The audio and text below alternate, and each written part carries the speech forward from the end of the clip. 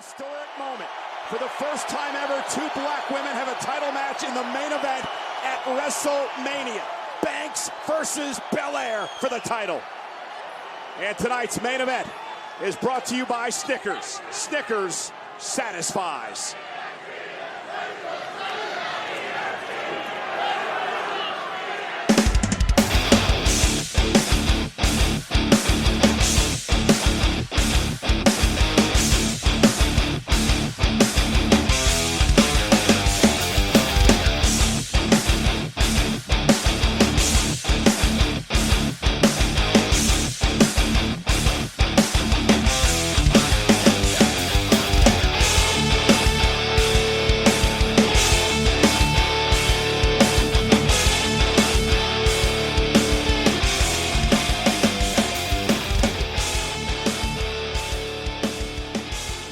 Welcome to Last Man Standing, the podcast where we review, relive, and rank the greatest wrestling matches of all time. And that's what it sounds like when I do it, not a professional. And today, we are coming to you from April the 10th, 2021. It's WrestleMania 37 from Raymond James Stadium in Tampa, Florida. The WWE Smackdown Women's Championship is on the line as Sasha Banks defends against Bianca Belair. And this match is presented by Snickers. Snickers satisfies. Oh my God, how many goddamn times? I counted. Four. Mm-hmm. 4 times in this segment alone. As always, I'm Spenser. I'm Snickers? And I satisfy.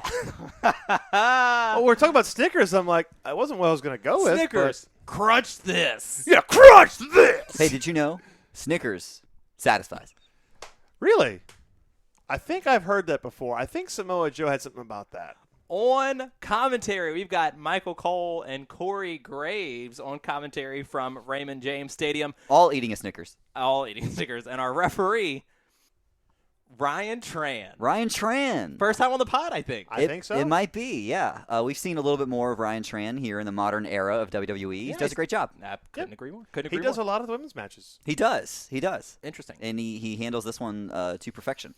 And this one is a big stage to have a women's match, right? This is night 1 of WrestleMania 37, and it's the main event. It's also the better night of the two. Just saying. I think that's probably true. Yeah, I think that's I don't probably think anybody's going to argue with that. Majority of people They're like, would, oh man, agree. night 1 was awesome. Night 2 was okay.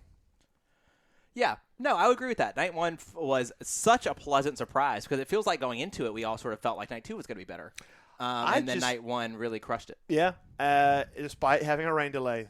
That's true. Yeah, The if you go first on time, Peacock, rain delay. if you go on Peacock and watch it, they've separated it out. It's just like you can watch the 30-minute rain delay and then night 1 at What's WrestleMania. really funny is because I think I was watching the match before this, the Miz and Morrison versus Bad Bunny and Damian Priest, and I'm like, Hey. why is the apron wet? That's a good match. Oh, it's right because it's fucking raining. It was raining.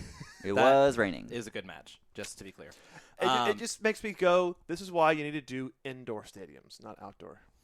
This is Sasha Banks' 3rd time appearing on our list of the greatest wrestling matches of all time here on episode 78, and a very first time appearance, a debut for one Miss EST, Bianca Belair. So this is a very historic match for WWE. Oh my gosh. Yeah, I mean, there's a reason this match is releasing in February Yes. of 2022. It is almost 1 year removed from this match, which is breaking a rule that we have.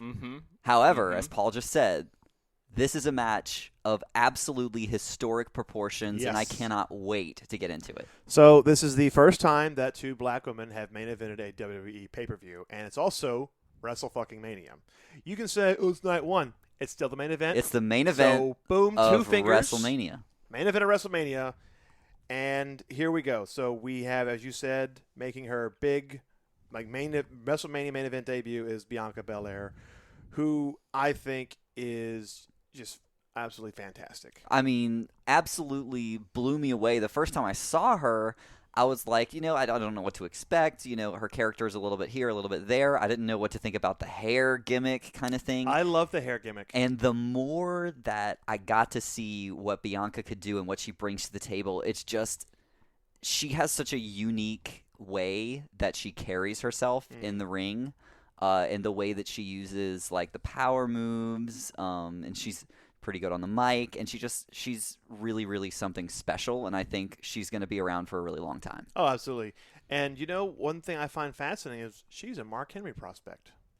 Yes, she sure is. She sure is. And from my understanding, he doesn't often go, hey, you should sign him or her. He doesn't usually do that, but he was like, you really want to sign this girl. She's really something special. Yep. And look where we are now. Look where we are. If you recall, Bianca Belair was in the Royal Rumble match, not just this year, but the year before that. She was in it and was really impressive, and that was, for a lot of people, their first exposure to Bianca Belair. We all saw her in NXT, but to people that weren't watching, at that point, the black and yellow brand, it was their first exposure, and she impressed. And so the tie-dye brand. Yeah, to fast forward a year later, to Bianca Belair entering the Royal Rumble at the number 3 spot, and then going on to win the whole thing. It's one of those, that's what the Rumble is built for. Exactly. That's what the Rumble is built for. And to lead into WrestleMania, you made a star. Oh, absolutely. And as it's pretty obvious from watching the build-up, the moment before the bell rings, there's a lot of pressure on both of these women here. Yeah. There's a lot of pressure on Bianca because if she doesn't live up to these expectations, which are very, very high, what's going to happen to her? But what I think is amazing is, not take the spotlight from Sasha Banks, who, aside from being Spenser's all-time favorite, is legit, pun intended. So, Agreed. You're across the ring from Sasha, who we've said this is the first time we've had 2 black women main event at WrestleMania. Sasha Banks has been in pretty much all of the first ever for women in this company. She was in the first Iron Man women match. She was one of the 2, the first ever women's main event of a pay-per-view. And she's also one half of the very first women's tag team champions in WWE. Yeah, I think she was in the first women's Hell in a Cell match. Is that right? right? That was the main event of Hell in a Cell in 2016. Thank you, 2016. Mm-hmm. So her and Charlotte main evented. So it's like she is like they're kind of making her like the female Shawn Michaels, where she's going to be the one that does the big first time, and then once it's been proven, I feel that if she can do it, that is a great comparison. Because we got a new match type. Let Shawn do it. We got a new big thing coming up. Well, let Sasha do it because she's a damn good pair of hands and she could take care of this. And she can. And she does. She really excels every single time. Mm-hmm. Mm-hmm. Gosh, we left Sasha after her Iron Man match against Bayley basking in what we refer to as one of the most important moments in modern pro wrestling history. So now, how does she make it all the way back to being once again at the forefront of wrestling history? As Paul just mentioned, it's like she's always there. Yeah. Well, the thing to remember is that she is a boss. Once again, the legit boss. Well, and the thing is that you have to remember this. We are 5 years removed from Charlotte, Sasha, Becky at WrestleMania 32, the show stealer, right? And I think that if those 3 wrestlers, if those 3 athletes don't put on the show they do at WrestleMania 32, how slowed is the progress then moving forward? Great point. I don't know. But the previous year we did get, 2 years prior, we got the triple threat, but I really feel like that's because you had Ronda Rousey in the main event. Well, after her loss to Bayley at NXT TakeOver Respect, debut on July 13th, 2015 episode of Raw, main roster debut, alongside Charlotte and Becky Lynch, after Stephanie McMahon called for that revolution. We're all familiar with this. Went into it at length on that episode because, say that triple threat match was on our main pod. Someone said Stephanie McMahon is responsible for the women's revolution. She's not, but some will say that. Upon her debut, Banks allied herself with Naomi and Tamina. Team Bad. Team Bad. Beautiful and dangerous. I love Team Bad. Let me tell you something. Naomi just recently had a match on SmackDown against Charlotte, and it was the main event of SmackDown a week or two ago. Nice. At time of recording, and maybe the best match of either one of their careers. It was Really? Hell yeah. incredible. I really need to go back and see that. Yeah, really Naomi, good stuff. such an incredible So athlete. good. And So she's good. somehow underrated. Yeah, Yeah. she sure is. It's like you're that good and you're still underrated. It blows my mind. In Sasha Banks' WWE pay-per-view debut on July 19th at Battleground, Banks competed in a triple threat match against I remember Charlotte this. and Brie Bella. That was the night that Luke Harper and Dean Ambrose wrestled out of the building and then came back. I don't remember that. Oh, I love that pay-per-view. Yeah. Oh, wow. Okay. they're fighting, they leave the arena and they come back in an SUV later and their fight continues. Oh my God, what's going on? That reminds me of WrestleMania with Goldust and Roddy Piper. Minus all the weird stuff because they just leave. Yeah. And then they come back an hour later and they're still fighting even though they're been in an SUV. It's a fun show. After the Royal Rumble of that year, Banks separates from Team Bad and sets her sights on WrestleMania and the WWE Divas Championship. She fought her way to the triple threat match that we just talked about, where the Divas Championship is retired. And we're now in the midst of this women's revolution. We have the new WWE Women's Championship, and she competed in what's currently the 28th greatest match of all time, according to our list. Pretty good. Man. And that was a night I was in that stadium, Bobby's World. AT&T, in WrestleMania 32. Everyone wanted Sasha Banks to win that match, including all three of us. Yeah, everyone wanted Sasha to win, and she didn't. I mean, I get why Charlotte wins that match. Yeah. But I remember a lot of people were like, man, Becky should have won. Well, she wins the inaugural SmackDown Women's Championship a month later. So she got a consolation prize. I think there is a fair argument to be made for any of the three of them. Yeah, Agreed. like To win. Yeah. Charlotte is the legacy. Sasha's probably the best of the three in the ring. Becky is really cool, and at the time had stupid red hair steampunk gimmick, and I'm so happy she doesn't do that shit anymore. So she may not That have gimmick won. got her over. Yeah, but it was so stupid. She may not have won that night She won in everyone's Dallas, heart. but her time comes. She spent the next 5 years earning 6 WWE Women's Championships, 2 Slammy Awards, a 2020 Sports Illustrated Wrestler of the Year Award, and 2 PWI Feud of the Year Awards. And she was on The Mandalorian. And she was on The Mandalorian. Spencer taught me that one. Meanwhile,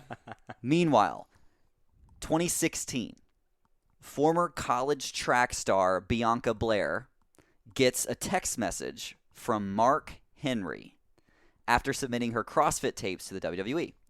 Henry tells her, I can get you a tryout, but you got to do the work.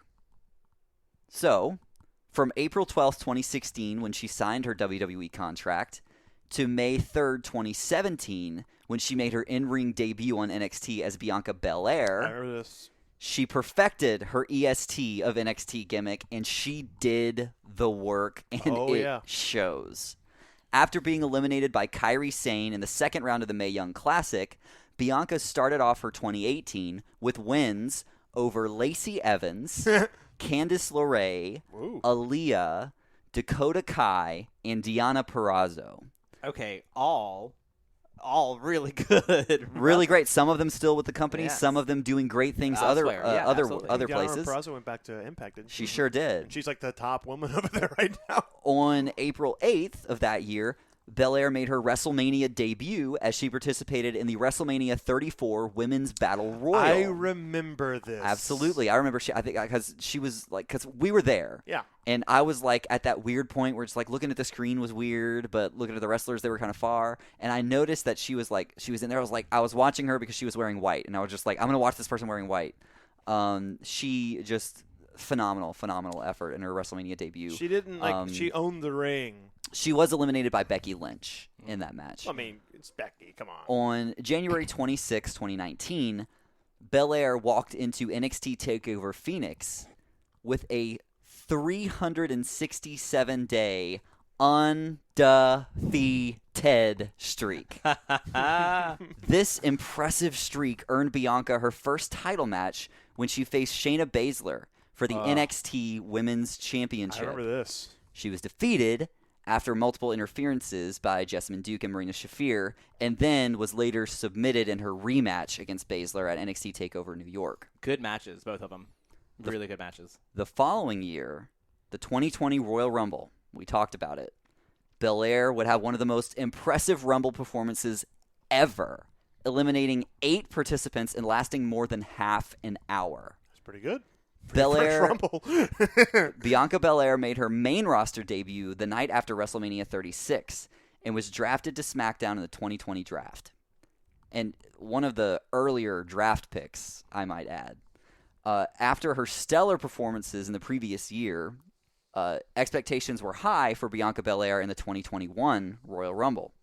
And she did not disappoint, entering third and lasting 56 minutes to win and challenge for the Women's Championship at WrestleMania.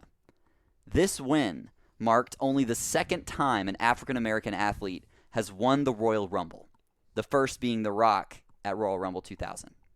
So, Bianca had a decision to make.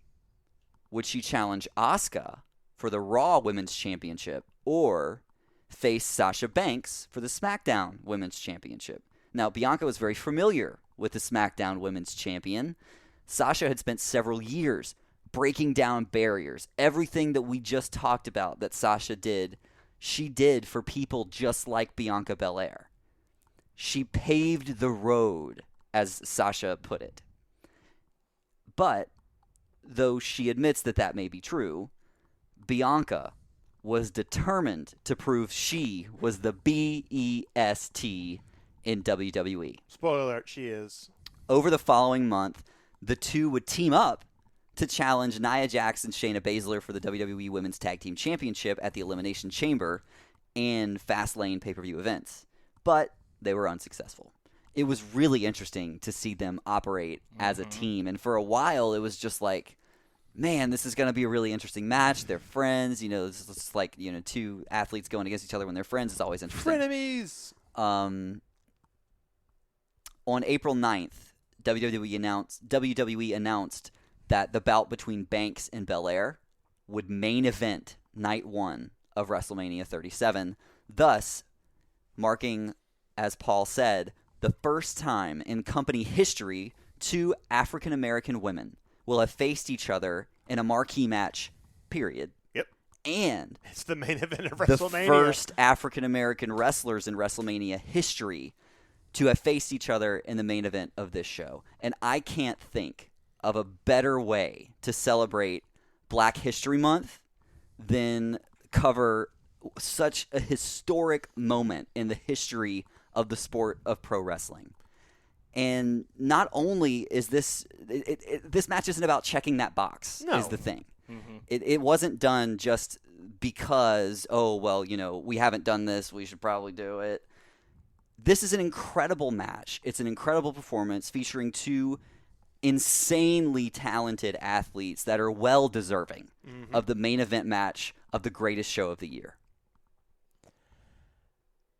There is so much to be said about these two women, about these two athletes, and what they accomplish in, you know, from bell to bell in this match, and we'll get there. There's a lot to unpack. There's lots to unpack. I think one of my favorite things, and Landon, you referenced this, you know, Sasha saying that she paved the road that Bianca's walking on. And Bianca says, yeah, you know what? Maybe that's right, but I'm staying in my own lane. You know, and I think that is so interesting because Banks and Belair are wholly different. Yes, in very, their very attitudes, different athletes. in their wrestling style. You know, which is why they mesh so well together when they compete, because they offer two very different things. Get speed and finesse versus like just power and agility. Yeah, and like speed and agility are two very different things, folks. Yeah.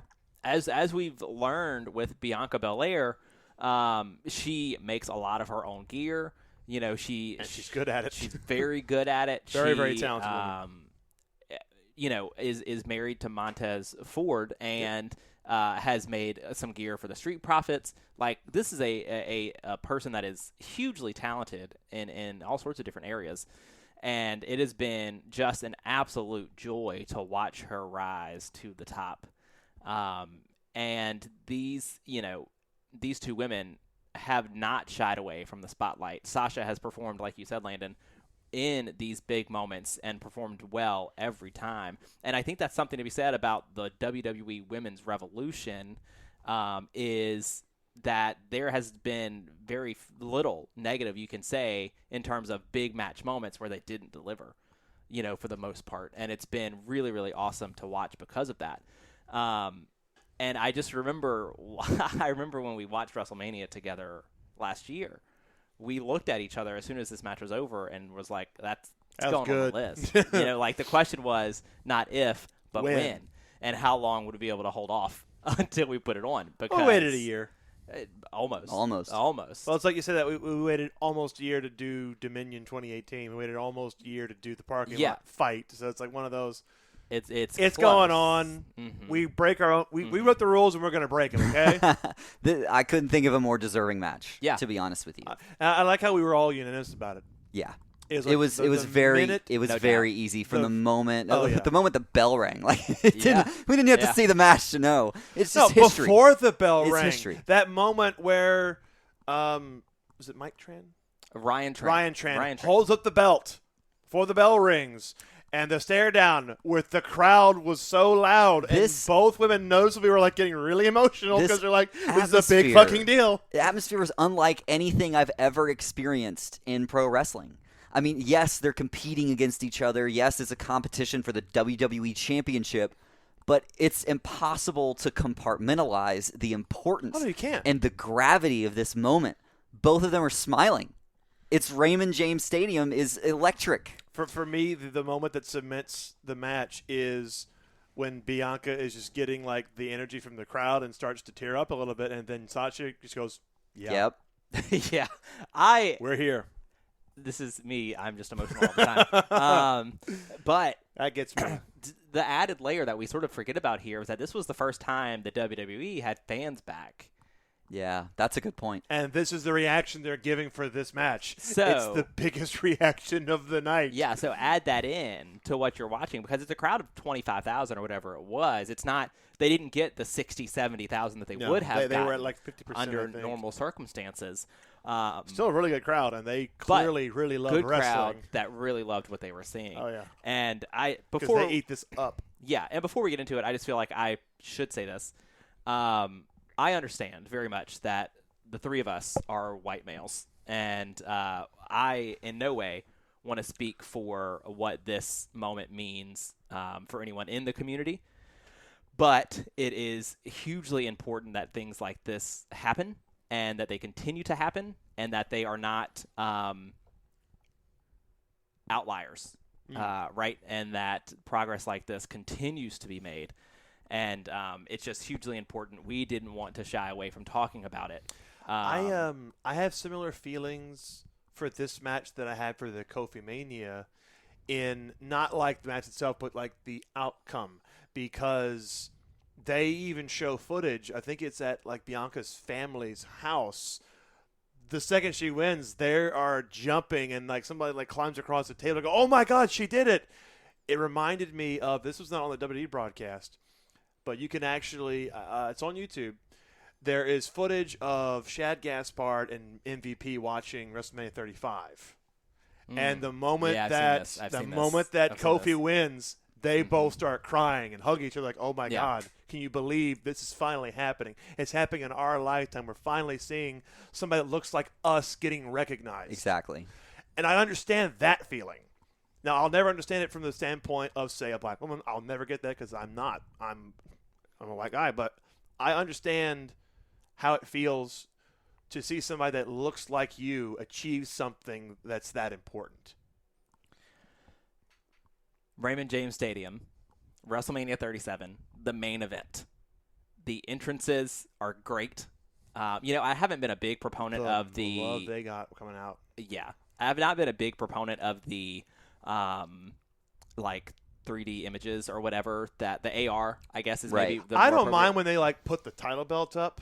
I don't mind that. It's when they do all the weird, if you remember at 34, Now, we were there, so we had to like watch it later.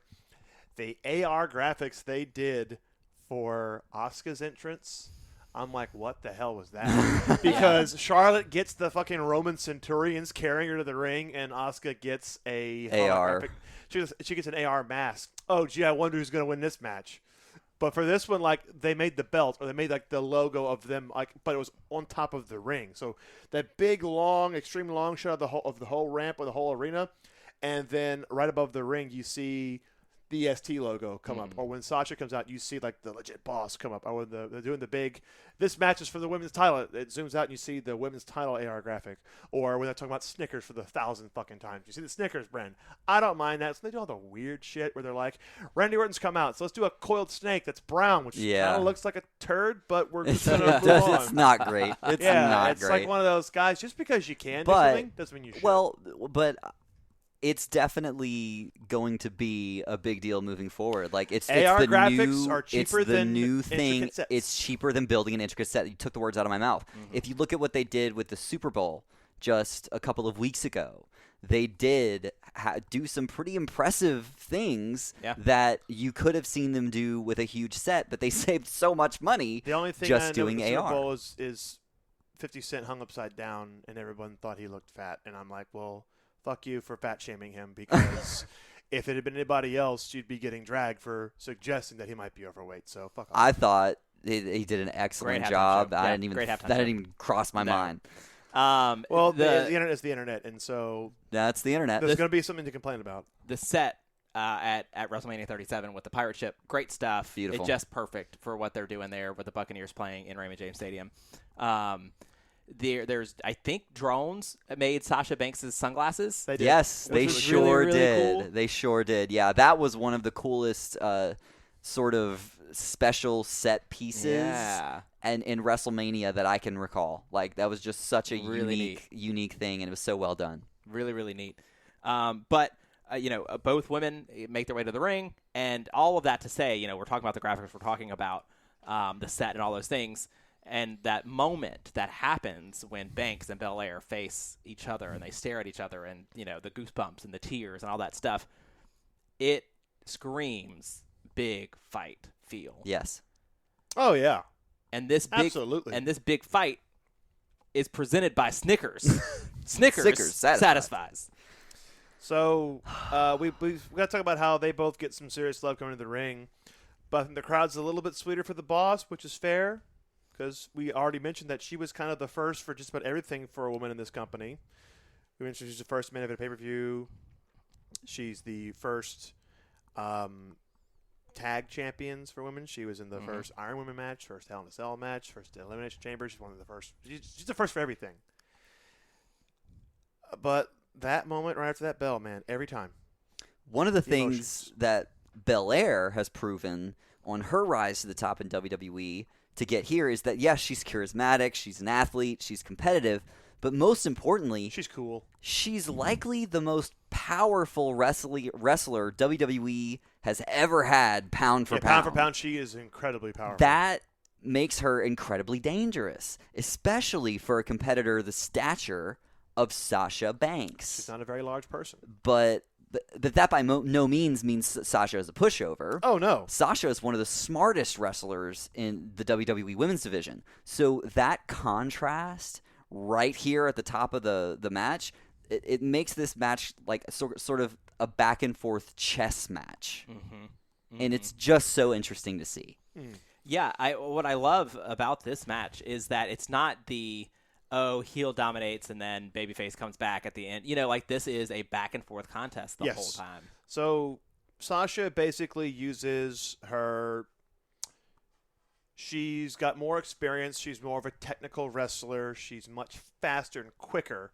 So she uses that to her advantage, where Bianca in the opening going is like, I'm twice your size and much stronger, so no. And when the time comes when she gets a hold of her, the thing she's able to do, and I'm like, I know that Sasha's not very large, but it's not easy to just pick up somebody with no effort like that. Especially when you catch them jumping out of the ring and then walk up the stairs. The suicide dive. It was a perfect Caught her, suicide dive, rolled by back, the way. picked her up, John Cena-esque, and then carried her up the stairs. No.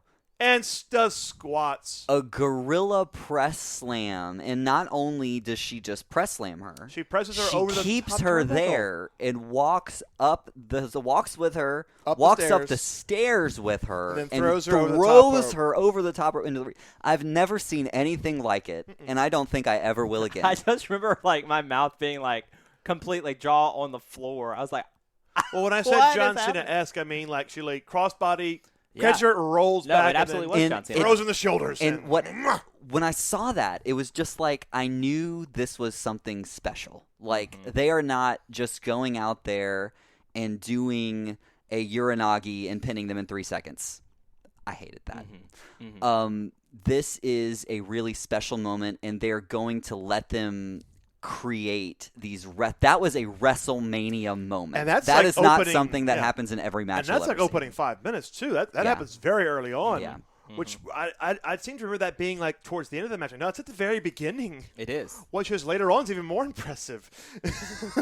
Well, and it's really interesting, and this is part of why I enjoy watching Sasha Banks wrestle the way I do, is because she wrestles like a heel so incredibly well in ways that you wouldn't even think to do. Right? So, like, one of the things that she does throughout this match is use Belair's hair against her. Yes. There's so many times when she's, like, losing control. I'm going to rip that braid right off the top of your head. Oh! Okay, now she's back in control. One thing I really enjoy is when she pulls it over the bottom rope and puts her foot on it and is just trying to rip it off of her scalp. And, like, people are like, what? How does that feel? I'm like, that is what you call a leverage point. So the amount of force being applied to the top of her head is equal to the entire weight of Sasha's body. Yes, that would hurt. Yeah. Significantly. Yeah, it's things like that, and that happens multiple times. There's a moonsault, like a standing moonsault that Belair tries that gets blocked because Sasha pulls on Belair's hair. Yep. That kind of scared me a little bit. Yeah. But Sasha does a Shining Wizard immediately following that, which is great. I love a Shining Wizard. Don't see him enough anymore. Adam Cole's but the only person I can think of right now that does it pretty regularly. Consistently. That's the only person I'm like, who does a Shining Wizard? Adam Cole does one.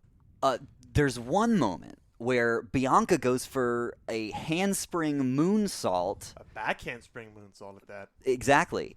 Sasha, like you said, grabs her hair. I've never seen someone who's got their hair grabbed while they were upside down. Yeah, it's like not the kind of thing I'd want to do. One thing I really do enjoy is Bianca again showing off strength. She goes for a scoop slam, but when she has Sasha up the shoulders, she does 3 squats and then just throws her off as if she's throwing a toy, not like a human being, like you weigh nothing and I can do this all day. She looked really angry. She probably needed a Snickers. Snickers satisfies. Banks does get caught in the corner, and Belair pops her up into the air. And as she's coming down, Belair uses that momentum to plant her with a power slam. Sasha, but see, I love this because Sasha's aware of her ring placement. See, this is where that chess match comes into place. Sasha drops, is aware of the ring placement, grabs Bianca's hair and rolls outside of the ring, trapping Belair's head. Yeah. And she's pulling her by her hair between the turnbuckle on the outside. It's just, it looks painful. And then that backfires on Sasha because Belair just whips her hair back and pulls her into the post. It's just back and forth as you can get. So one thing I really, really enjoy is Bianca does a lot of what we would call the I'm not making that mistake again. So after the back handspring elbow where she gets the back handspring moonsault, not the elbow, where she has her hair pulled out and causes a climax. What does Sasha immediately do? That running double knee. Exactly. So the next time she's up for the double, this is whenever she's in the Tree of Woe. Sasha goes to that running double knee, and Bianca just does a sit up out of it. Yes, to avoid it. While they're on the outside earlier in the match, while they're on the outside, after Banks gets hit on the turnbuckle, she goes for that double knee and misses and just slams both of her knees into that barricade. How's that for a barricade spot? Barricade spot. Very painful. Yeah, no, but that's exactly what it is. Is this when you're paying attention and you're watching this match? It's a smart wrestling match. And we've talked about how Banks will use the hair, but it's even in subtle ways. It's not even like really obvious, like I'm pulling your hair right now. Banks goes for her springboard arm drag that she does regularly. Grabs that hair. But she normally what she does is she'll grab onto the whoever she's wrestling their hand, and she does that here too. Like she's like you like almost like a test of strength the way you hold someone's hand like that. But if you watch, she also makes sure to have some of Belair's hair in between their two hands. Wow. So it's another way of keeping them tied together. I did not even notice that. Yeah. It's the little things. It's the little things. And I loved the lucha arm drag moment from Sasha because she throws in a few little hat tips to Eddie Guerrero in her main event match at WrestleMania. She is the soul reincarnation of Eddie Guerrero, as they would have said. And apparently Shawn Michaels, as we discussed earlier. As we've talked about, yeah. Oh, yeah, two of the greatest of all time. I wouldn't want to be associated with either of them. Belair is able to pull Sasha up into a vertical suplex at one point. So she didn't just lift her. She literally, because Sasha's already in the air, and she's holding her, and then she just throws her up there. Incredible core strength. She does a slingshot off of one rope, then a second rope, brings her about halfway, said, no, and then pulls her back. It's like Sasha's trying to get out of it. She almost does. And then Belair uses her core strength to put her back up. She must have been in the air for, 30, 45 seconds? What I think happened here is that Bianca must have been training with Cesaro, because this is the only other person I can think incredible. of that does this kind of stuff, that has that crazy core strength that can just do that. And I'm like, I want them to be a tag team. Call them core strength. Cesaro and Belair as a tag team? I'm in. Oh, my God. Bring back mixed tag and make them like the two main ones. The thing about Bianca Belair, we could gush all day about her strength. We get it. Oh, yeah. But she also can do things like a standing shooting star press. Yep, which she does. Right onto the back of Sasha Banks. And a 450 splash. Right. The first of which is reversed. As we know, Sasha is able to reverse, get the knees up, but she hits the second one. Well, the problem with getting the knees up in the 450 splash is the knees then take the brunt of the damage, which is better than getting squashed. Right. But after what we've seen Sasha Banks' knees go through, Sasha Banks has already crushed her knees on the barricade earlier. Well, here's the thing, though, Landon. Do you want to have your ribs smashed, or do you want to smash her ribs at the cost of, this is going to hurt my knees and my shins? Right. But I might break one of her ribs. Sasha pops up for a Hurricanrana, but gets caught, and there are two power bombs. Double power bomb, baby. One power bomb, not enough. Pick her back up. Second power bomb. I'm not done yet, but it gets reversed into a face buster. The third one gets reversed to a face buster. When's the last time you've seen a power bomb reversed into a face buster? Maybe an X-Pac match. Seriously, beautiful. yeah. That would have been 20 years ago. Beautiful counter. The inventive nature of Sasha Banks to do stuff that's new and different that you don't see regularly, and to take a regular move and twist it just a little bit. And she's able to show us that with a tornado DDT. I referring to the double springboard tornado DDT? The double DDT? Springboard tornado DDT. She goes all the way around and kicks up the other rope, and I'm like, whoa. I was not expecting it. It blew me away. It was another one of those, what felt like a magic WrestleMania moment. So back and forth they go, right? So now Belair is planted after the tornado DDT. Banks goes up and hits a frog splash. Cole, for some reason, thinks that she's trying to go for the Meteora and change into a splash midair, which is not at all what happened. No, Sasha Banks hits the frog splash fairly regularly. So the Meteora, but she changed her mind halfway and did a splash. I'm like, no. Dude, you know her favorite wrestler is Eddie Guerrero. It's not the only blown call from Michael Cole. Yeah, in this match. we'll get there. Michael Cole blowing a call? Oof. Yeah, you know what he needed was a Snickers. Snickers. Satisfies. This is when Sasha starts getting frustrated, right? She hits the frog splash. Or was she angry? She needed a Snickers. Yeah, she's frustrated or is she ain't? The frog splash isn't enough, so she starts targeting the arm of Bianca Belair, leading to a bank statement in the center of the ring, which is terrifying. Well, she like wraps her hair around her and she does it first too. It's like, oh. Well, but Bianca has, studied Sasha, knows her very well, and she rolls out of it, but Sasha keeps rolling with her. And it's just, again, going back to that, that sort of chess match. They both like kind of know the strategies. They know how to counter these moves. Sasha rolling with her, but Bianca is able to make it to the ropes. Yes.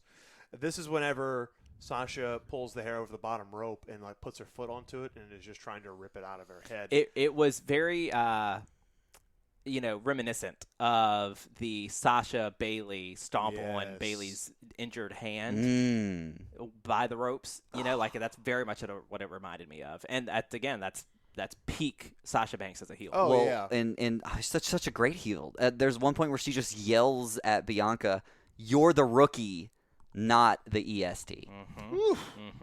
Way to cut to the core of a human being. So Sasha blocks a head scissor attempt off of the. By the way, she's sitting on the top rope, and Bianca decides, you know what, I'm gonna do like a handstand into a head scissor, but it gets blocked. But the double stomp is also avoided. Right. This is whenever she sits up and is able to get out of it, and does the 450. She hits it this time, but it only gets a 2 count. You're like, come on, what's it gonna take? So Bianca goes for the KOD, but Sasha again just starts ripping that hair, and she has to put her down. And this is when, in my opinion, might be the greatest moment in the history of WWE.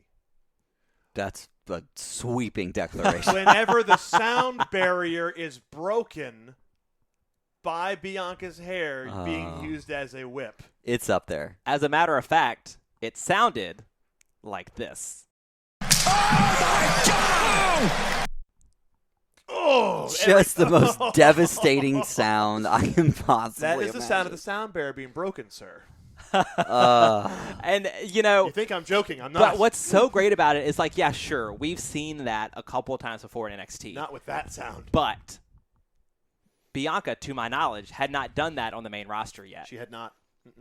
You saved it. Even though it's in her theme, you can hear like the sound of the whip cracking. You saved it for a big moment. Sasha was working on her hair the whole match. Yes. And you save it till then. And I love, as soon as the match is over, you see, that happens. KOD is hit. Bianca wins. Kiss of death. A really good sequence of reversals trying to jockey for a position that leads to that kiss of death. Did we talk about the Tree of Woe? We did. Yeah. Oh, my gosh. So what I really love is after she wins, first you see the reaction of her family going, oh, my God, she did it. She won. Her mom, her dad, her brother. And then you see the shot Oh, I of mean, Michael Sasha. Cole can't believe it. Michael Cole can't believe it. Kiss of death from Bianca Belair. 3 count by Ryan Tran. Michael Cole's response, kick out by Banks. And Corey's like, no, she got her. That's it. Bianca won. And listen, here's the deal. Was that edited out? No, it was not it's still on edited Peacock. out. I missed that. And here's the deal. Michael Cole has done a lot of good moments, like on these calls. This was just not one of them. That was not one of them. And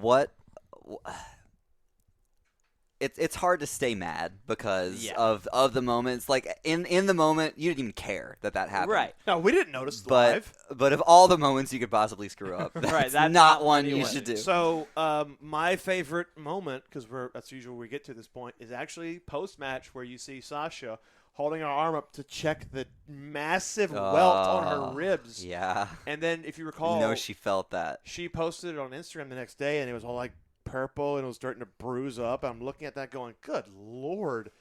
That must be the most painful thing ever because it's on the ribs. It's a fantastic moment, a fantastic match, historic finish, just everything about it, damn near perfect.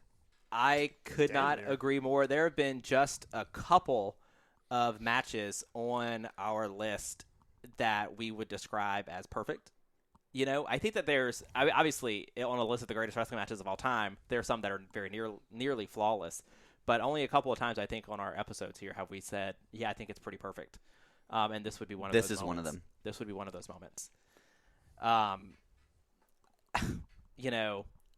Pinch yourself, Cole, because the dream has become a reality. Just so many emotions. My goosebumps have goosebumps when I talk about this match. Where... Oh, did you say what your favorite moment was? Me personally? Yeah. I would probably say there's something about that suicide dive into the gorilla press. Oh, yeah. That's just that is insane. Fantastic. The hair whip is just very iconic. For me, it's the open. It's before the bell rings. It's when they look at each other and they just nod. Because yes, this is a competition, but look where we are. Look where we are. It's you. It's me. It's now. Listen to this. It's. I get goosebumps just thinking about it. So before we get too far away from the whip, I showed that to people at work that didn't even give a shit about wrestling, and they're like, "Oh, that's awesome!" Yeah. And they were like losing their shit about it, and I'm like, and yeah, the thing is normal in we wrestling. talk about that moment. There are several oh shit moments in this match. Yeah, exactly. The gorilla, the tope that's reversed into the gorilla press is the first, like, yeah, double power bomb, the springboard DDT, tornado DDT, the frickin' deadlift vertical suplex that's double slingshotted, almost reversed, and then brought back into a vertical suplex. And the way she did the KOD was like quick. It was let me quickly take advantage of this situation. And although it was done quickly, it was done so perfect and it was so smooth. So good. And it wasn't like it was too quick, so it wouldn't have hurt as much. Like, no, it was a very believable ending to a very good match. So here comes the fun part. Oh, I hate this part of the show. See you next week. We're done. Bye. This match is on the list, and that's all we got to say about it, guys. Let's wrap it up. Season 4's almost done. For the 78th time, we need to rank where Sasha Banks versus Bianca Belair falls on our list of the greatest wrestling matches of all time. You know what this really reminds me a lot of? What's that, Paul? It's weird because, like, as you look at the list, there's like 3 matches that scream at me, and they're all in a similar spot. So I think of Angle and Joe a little bit, just because it's this crazy clash of styles. Just because it's like, okay, it's a big deal, it's intense. I also kind of think of matches we've done like Miami, Toyota, and Kyoko Inoue. I think of matches like that, or I even kind of look at maybe not Shibata Ishii because they don't beat years of his lives in this match, but like they do have that kind of intensity. So I end up kind of finding myself in the mid to high 20s and like the low 30s area. Yeah. That's like, I don't know, it's like, oh, it's a ceiling and a floor. You guys know me, I never have a concrete. This is where I want it until we have a discussion. I'm very comfortable with that area as well. well. But I'm in that area. Immediately, my brain goes to Trish and Lita. Everything that match did to ensure that we got matches like this in the future. It cannot go unnoted. But this match surpasses that in every way, in my opinion. They had significantly more time. Bigger stage, better match. Sasha Banks' idol, Eddie Guerrero, had a WrestleMania match against Rey Mysterio. And the action in that one reminds me a lot of what we got in this match at WrestleMania 37. That one very cerebral matchup, 2 Latin American wrestlers showcasing their best on the grandest stage.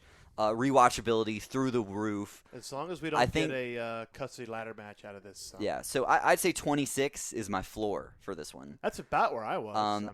I don't see this one necessarily breaking the top 20 for me.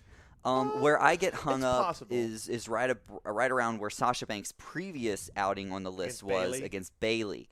The TakeOver Respect match was so important for so many reasons, and has this passed it up? I don't know. Spenser? I think time will tell on that one. Yeah. This is a challenge because Well, it gets harder every episode. Well, of course it is. Of course it does. You know what's so interesting to the way I feel about this match is somehow I feel like there was more. Like there was some left in the tank. Yeah, I agree. I definitely felt that way. Like this could have been a 40-minute. Yeah, it absolutely could have been. It could have. I mean, and it was 17 minutes. It was the second longest match of the night, only a minute shorter than the WWE title match to start the show. They were given comparative time. I don't feel like they were robbed of time. I feel like we're going to see this match again. I think you're right. Maybe not necessarily for like the Smackdown title, but I feel like we have not seen the last of these two. Oh, I completely agree. I definitely feel like there is still unfinished business 1 year later. And I'm actually shocked that they did not make this like a 6-month run where they just keep knocking it out of the park. I'm kind of surprised because I feel like normally when that company's got something, they're like, oh, we got to run this into the ground. We have to do this to the point that the fans and they're don't want it protecting anymore. this one.